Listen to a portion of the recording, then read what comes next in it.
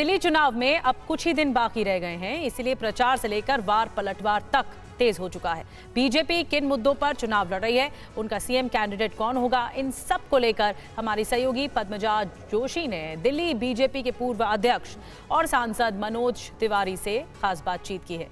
सुनाते हैं आपको। सवाल जो सबके जहन में है, अब की बार दिल्ली में किसकी सत्ता? जवाब कब मिलेगा? बस अब 2 हफ्ते का ही वक्त बचा हुआ है और जो चुनावी कैंपेन है वो बिल्कुल अपने चरम पर पहुंचा हुआ है। जितने स्टार कैंपेनर्स हैं, भारतीय जनता पार्टी, आम आदमी पार्टी, उन्होंने झोंक दिया है।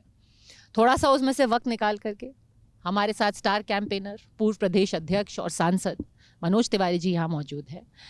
ये बताइए कि जो पहले प्रधानमंत्री ने शुरुआत की और फिर गृह मंत्री ने भी बार बार ये बोल रहे हैं कि हम कोई स्कीम नहीं रोकेंगे, हम कोई स्कीम नहीं रोकेंगे। क्या एक डर है भारतीय जनता पार्टी में कि अरविंद केजरीवाल ने लोगों के मन में बैठा दिया है कि भाजपा आई तो सारी स्कीमें गईं? नहीं, हमें इस बात का डर है कि अरविंद केजरीवाल को झूठ फैलाने की महारत हासिल है, तो इसलिए झूठ को फैला न दिया जाए, इसके लिए हम डरते हैं। क्योंकि झूठ में फंसा करके ही तो दिल्ली में 3 बार उनकी सरकार बनी, 2013 में, 2015 में, 20 में। लेकिन जो वादे उन्होंने किए वो तो पूरे हुए ही नहीं। इसलिए आज का आम आदमी पार्टी का सबसे बड़ा जो प्रचार है, मेरा मोबाइल है क्या? आज जो आम आदमी पार्टी का प्रचार है, मेरी वाइफ ने मुझे अभी अभी एक मैसेज भेजा। मैंने पूछा क्या भेजी हो? उसने बोला कि हम एक ऑडियो आया हमको, आपने कहा ना कि डर, तो हमने कहा अच्छा ऑडियो में क्या है? उसने हमको ऑडियो भेजा, वो ऑडियो सुनिए। मैं सुनाऊं आपको? सुना सकता हूं? इस ऑडियो में आम आदमी पार्टी का कॉल है। आपकी वाइफ को ही कॉल किया हुआ है? हाँ, मेरी वाइफ को। फ्री बिजली, फ्री पानी, फ्री दवाइयाँ, फ्री बस यात्रा और फ्री इलाज जैसी सभी सुविधाओं को बंद कर दिया जाएगा। हम सबको मिलकर इसे रोकना होगा। केवल एक ही विकल्प है, भरोसेमंद आम आदमी पार्टी को वोट दें, सतर्क हो जाएं और किसी के बहकावे और झांसे में ना आए। तो सारी महिलाओं को ये कॉल जाए। हाँ, अब तो जो झांसा दे रहा है वही कह रहा है झांसे में मत आना, और मेरी पत्नी को ये आया है। मतलब ये दिल्ली के तमाम महिलाओं को ये झूठा समाचार दे रहे हैं।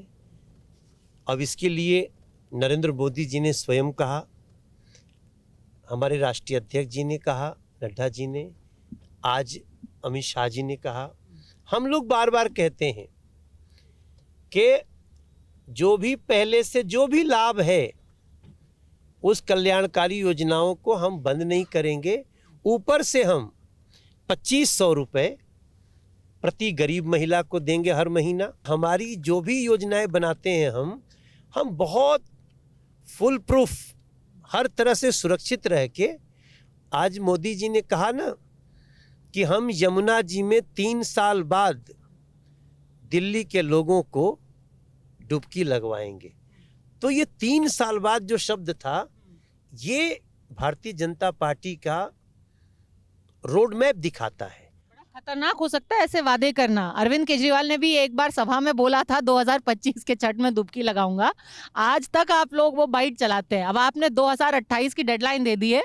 अगर आपकी सरकार बनी, वो भी हर साल आपको वो सुनाएंगे। बीजेपी जो कहती है करती है, और जो कहती है बहुत सोच समझ के कहती है। जो कर सकती है वही कहती है। इसलिए पद्मजा जी, मैं आपसे पूरे विश्वास से कह सकता हूं कि आज अमित शाह जी के मुंह से निकला तो 2028 में डुबकी लगाने लायक पानी हम बना देंगे। अभी मैं आपको सभा देख रही थी, वहां पे हर कोई आपसे रिंकिया के पापा सुनना चाहता है, पर आपने उसमें एक कुछ ट्विस्ट किया है। क्या है वो ट्विस्ट? नहीं, देखो, हमारे गाने तो हम तो गाने की बदौलत ही यहाँ पे है ना पद्मजा जी। तो लोगों ने कहा, हमने कहा कि बिल्कुल चढ़ देनी मार देना खींच के तमाचा कि 5 फरवरी को बदल जाए विरोधियों की भाषा। जिन्होंने है बेटियों का मान लुटवाया, जिन्होंने है घर में महिला को पिटवाया, उनको लगा दो जरा मिलके तमाचा कि 5 फरवरी को बदले इन झूठ बोलने वालों की भाषा। आ गया उस समय दिमाग में। माँ सरस्वती ने कहा कि इसको बेटा तुम ऐसे ट्विस्ट करो, और लोग क्या ताली बजाए, सब लोग गाने लगे। अब देखिए, मैं गाना गा रहा था कि बहाने नहीं, तो लोग कह रहे बदलाव चाहिए। और आपने, अब तो जब हम निकल रहे थे, मैं जो सकारात्मक हूँ कि जब हम लोग निकलते हैं ना तो लोग चुपचाप हम लोगों को ऐसे देखते रहते थे। दिल्ली में पहली बार बोल रहे हैं, फिर आना, जीतने के बाद भी आना। कांग्रेस भी ये गाना लेके आई है, कह रही है दिल्ली में काबा। सुना है आपने? तो बताइए मनोज जी, दिल्ली में काबा। 27 साल कांग्रेस और आम आदमी पार्टी मिल के लड़ी, अलग अलग राज्य किया, फिर बाद में मिल के लड़ी। अब वो पूछते हैं कि दिल्ली में काबा, तो वही जवाब दें कि तुम क्या कर रहे थे कि दिल्ली में कुछ नहीं है। दिल्ली में अब बीजेपी के आवे की आशा बा। एक और, अब दिल्ली में बहुत बढ़िया मुहूर्त बा और भारतीय जनता पार्टी के जरूरत बा। जय जय जय जय भैया, ठीक बा ठीक बा ठीक। तो उन लोगों को दिल्ली की जनता हटाएगी। इस बार सारे जो है सांसद थे भाजपा के, उनका पत्ता कट गया, उनका टिकट कट गया, आपका अकेले का रहा। बड़ी जिम्मेदारी है आपकी कि जितनी सीटें हैं विधानसभा की, आपके कम से कम सीट पर, और बाकी प्रदेश की भी, बट आपकी सीट पर। राहुल गांधी ने अपने चुनावी जो कैंपेन है उसका आगाज भी सीलमपुर से किया। डर लग रहा है कि उसका पूरा असर होने वाला है। राहुल गांधी ने शुरुआत ही वहीं से की। थोड़ा और ज्यादा करना चाहिए उनको, थोड़ा और करें। राहुल गांधी जी अचानक कहीं गुम हो गए हैं, हमको बड़ा अच्छा लगा वो आए थे तो उनके मुंह से जब भ्रष्टाचारी केजरीवाल हम सुने तो मुझे थोड़ा सा अच्छा लगा कि कम से कम 10-15 साल में एक तो अच्छी लाइन राहुल गांधी के मुंह से निकली। मुख्यमंत्री कौन? भारतीय जनता पार्टी का एक कार्यकर्ता मुख्यमंत्री बनेगा। हमने अभी पहले कोई फेस नहीं दिया है।